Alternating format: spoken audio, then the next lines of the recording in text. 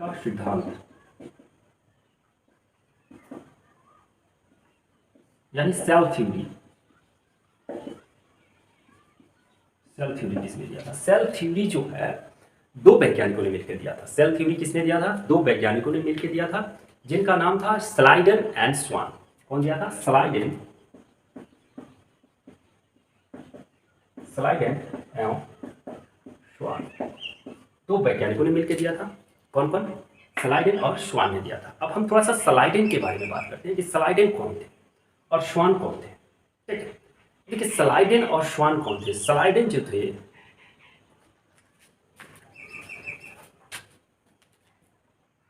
चलिए स्लाइडन और स्वान के, स्लाइडन का पूरा नाम थोड़ा सा मिस्टेक हो रहा था इसलिए मैंने पॉज किया।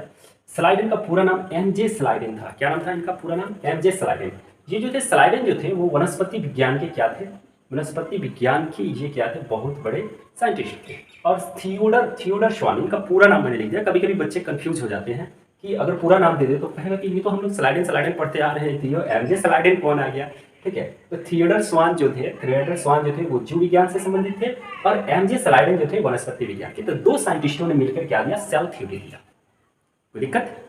अब चलिए हम बात करते हैं कि किसने कहा था और किसने कहा था कि कोशिका सजीव शरीर का इकाई है।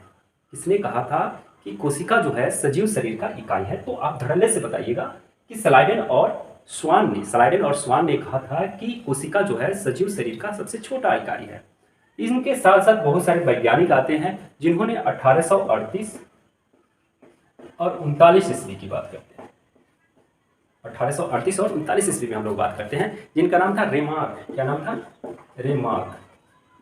एक और साइंटिस्ट थे जिनका नाम था आपको नैजोले। क्या नाम था इनका? इनका नाम था नैजेली नाम था, सॉरी, नैजेली। और पुरकिंजे। क्या नाम था? पुरकिंजे।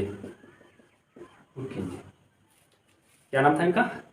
पुरकिंजे, नाइजेरी, रेमार्क्स। इन्होंने भी कहा था, तब कहा था 1838 और 39 ईस्वी में कहा था कि सजीव शरीर का सबसे छोटी इकाई जो होता है वो क्या होता है? कोशिका होता है। सजीव शरीर का सबसे छोटी इकाई जो होता है क्या होता है? कोशिका होता है।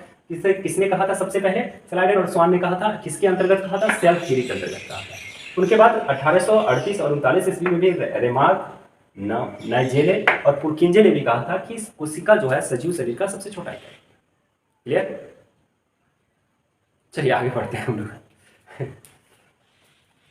आगे बढ़ते हैं और फिर बात करते हैं कि सबसे छोटा कोशिका क्या होता है? सबसे छोटी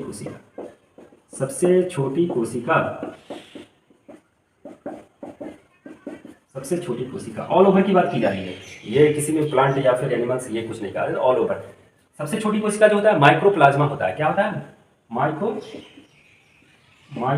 क्या होता है? माइक्रोप्लाज्मा। क्या होता है? माइक्रोप्लाज्मा। सबसे बड़ी कोशिका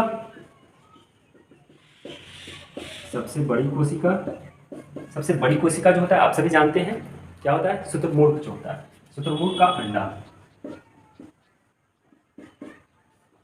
अंडा सबसे बड़ी कोशिका। ठीक है, अब हम सबसे लंबी कोशिका की बात करते हैं। सबसे लंबी कोशिका कौन होता है? सबसे लंबी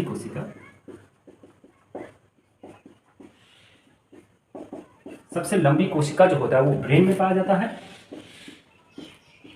उसको कहते हैं तंत्रिका कहते हैं। क्या कहते हैं? तंत्रिका, यानी श्याणु कोशिका। तंत्रिका में कौन सी कोशिका? श्याणु कोशिका। कोई दिक्कत? अगर पूछते सबसे लंबी कोशिका तो ब्रेन की कोशिका जो होती है जिसका नाम है श्याणु कोशिका। ठीक है, अगर आपसे पूछ दे कि मानव शरीर की सबसे बड़ी जो होता है सबसे बड़ी कोशिका, मानव शरीर में सबसे बड़ी कोशिका। ठीक है, यहां लिख देते हैं मानव में सबसे बड़ी